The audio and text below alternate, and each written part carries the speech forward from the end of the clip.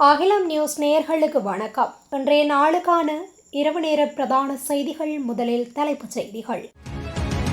முள்ளிவாய்க்கால் நினைவு தினத்தை முன்னிட்டு தமிழர் பகுதிகளில் விசேட நடைமுறை.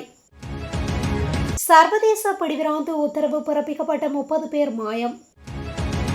கொழும்பில் கிணற்றில் மிதந்த ராணுவ சிப்பாயின் சடலம், போலீசார் தீவிர விசாரணை. வரி செலுத்தாமல் ஏமாற்றுவதை தடுக்க புதிய கட்டுப்பாடுகள் அறிமுகம்.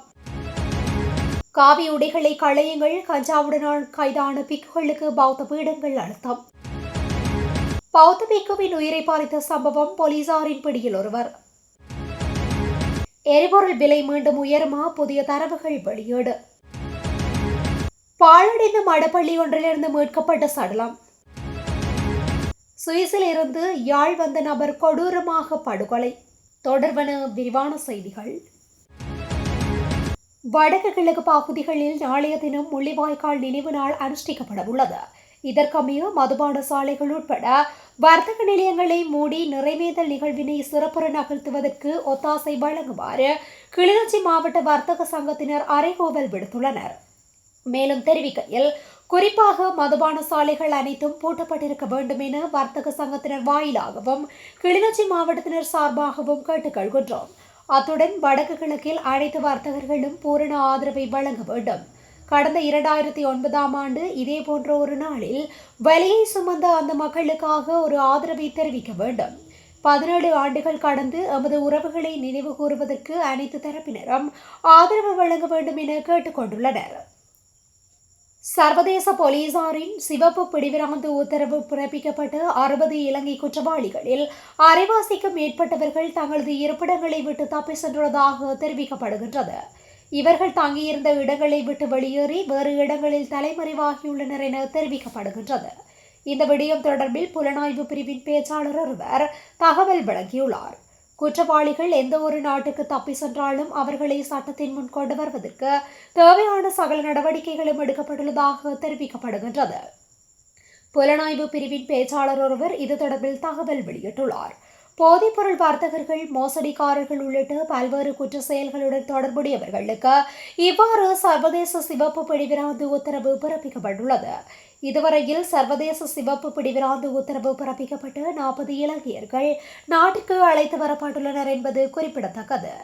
எந்த நேரத்திலும் தாம் கைது செய்யப்படலாம் என்பதை நன்றாக அறிந்து வைத்துள்ள இந்த நபர்கள் போலீசாரிடமிருந்து தப்பித்து சென்றுள்ளனர் என தெரிவிக்கப்படுகின்றது.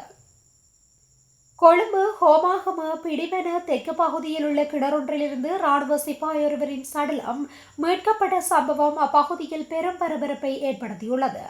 நேற்று முன்தினம் பிடிவென தெற்கு பகுதியில் உள்ள கிணறொன்றில் சடலம் ஒன்று மிதப்பதை கண்டு பொதுமக்கள் உடனடியாக ஹோமாகம போலீசாருக்கு தகவல் வழங்கியுள்ளனர்.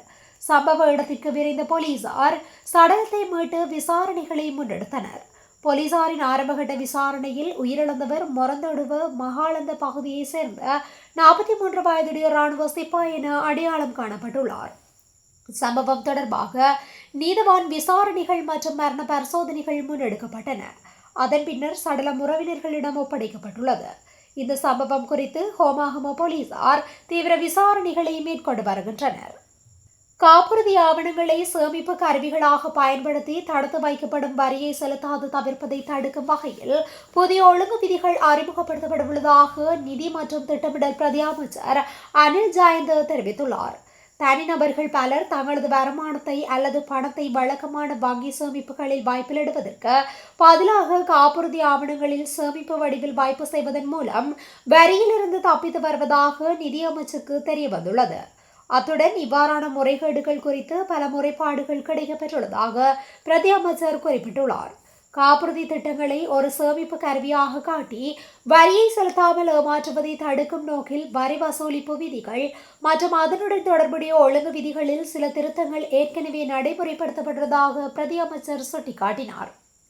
அரசாங்கத்தின் வருமான வழிகளில் ஏற்படும் இவ்வாறான வரி கசிவுகளை தடுப்பது நாட்டின் பொருளாதாரத்துக்கு இன்றியமையாததாகும் என தெரிவித்தார். அத்துடன் நாட்டின் வரித்தளத்தை விரிவுபடுத்துவதற்கும் தேசிய வரி வசூலிப்பு முறையை வலுப்படுத்துவதற்கும் இந்த புதிய சட்ட திருத்தங்கள் அவசியமானவை என்றும் வலியுறுத்தியுள்ளார்.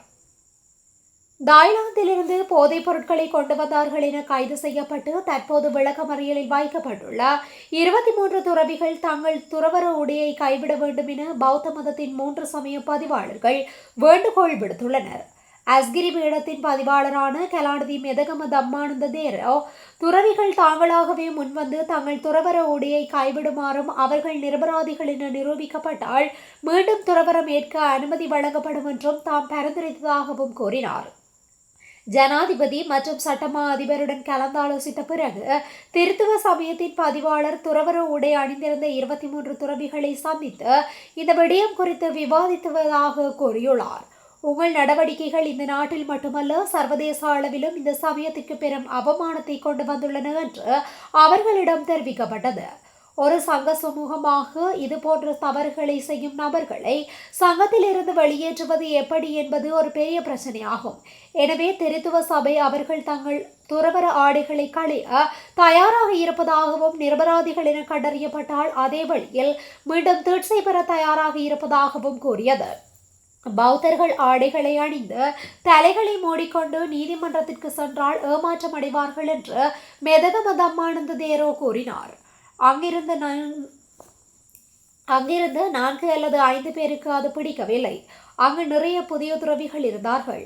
எனவே அவர்கள் ஏதோ ஒரு வகையான சோதனைக்கு பலியாகிவிட்டார்கள் என்று நாங்கள் உணர்ந்தோம் என்று வெல்லவச பினதென்னா மற்றும் கிழக்கு தேப்பாபலையின் தலைமை சங்கநாயக்கு பட்டம் வழங்கப்பட்ட வணக்கத்திற்குரிய மகா ஓயா ஜினரத்ன தேரோவை வரவேற்க நடைபெற்ற வழிபாட்டு சேவையில் கலந்து கொண்ட போது வணக்கத்திற்குரிய தேரோ மேலும் தெரிவித்துள்ளார்.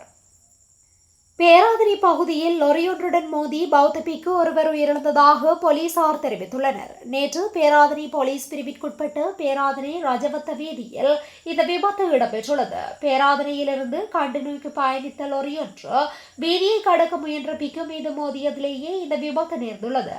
விபத்தில் படுகாயமடைந்த பிக்கு பேராதனை வைத்தியசாலையில் அனுமதிக்கப்பட்ட பின்னர் உயிரிழந்தார். இவ்வாறு உயிரிழந்தவர் போவலத்வத்த பகுதியில் உள்ள ஆசிரமம் ஒன்றில் வாசித்து வந்த 83 வயதுடைய பௌத்த துறவி ஆவார். லொரியின் சாரதி கைது செய்யப்பட்டுள்ளதுடன் விபத்து குறித்து பேராதனை போலீசார் மேலதிக விசாரணைகளை மேற்கொண்டு வருகின்றனர்.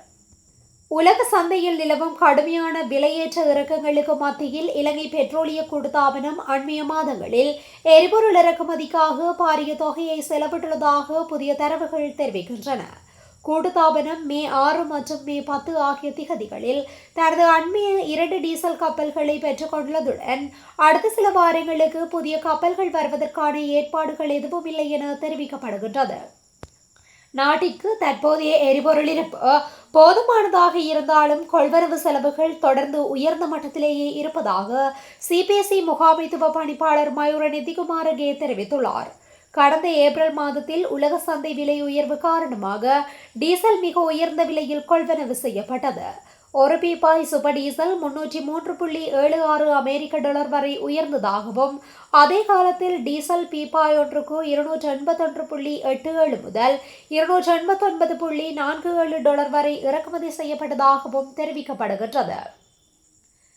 காலி கொஸ்கொட போலீஸ் பிரிவிற்குட்பட்ட மகா இந்துருவ பகுதியில் உள்ள இடிந்து விழுந்த பாழடைந்த மடப்பள்ளி ஒன்றிலிருந்து அடையாளம் தெரியாத நபரொருவரின் சடலம் மீட்கப்பட்டுள்ளது.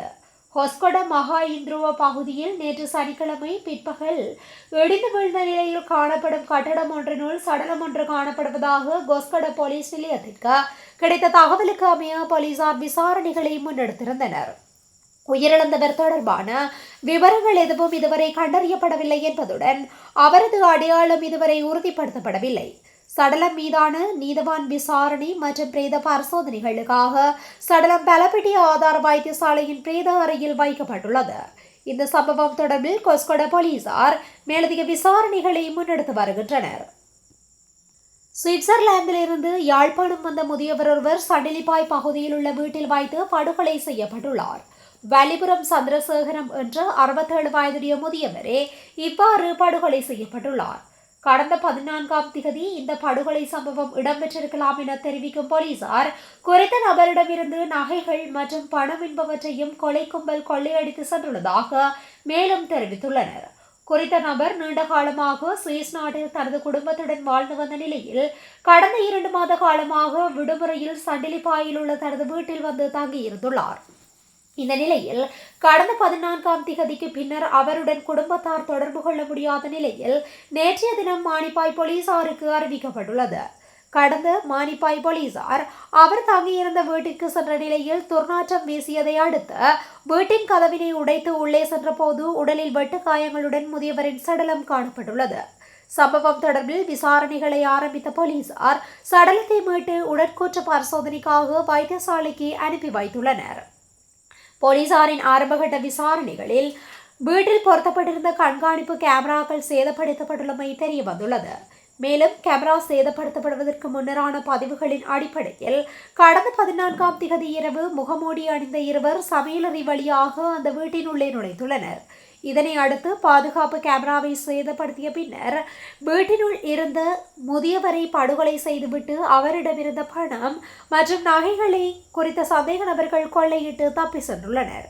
இதேவேளை முதியவரின் உடற்கூற்று பரிசோதனையின் போது உடலில் 8க்கும் மேற்பட்ட இடங்களில் கூறிய ஆயுதங்களால் தாக்கப்பட்டமைக்கான அடையாளங்கள் காணப்பட்டுள்ளன.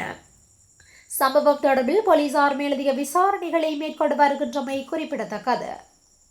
இத்துடன் இன்றைய நாளுக்கான இரவு நேர பிரதான செய்திகள் நிறைவடைகின்றன. தொடர்ந்து இதுபோன்ற செய்திகளை உடனுக்குடன் அறிந்து கொள்ள அகிலம் நியூஸுடன் இணைந்திருங்கள். நன்றி, வணக்கம்.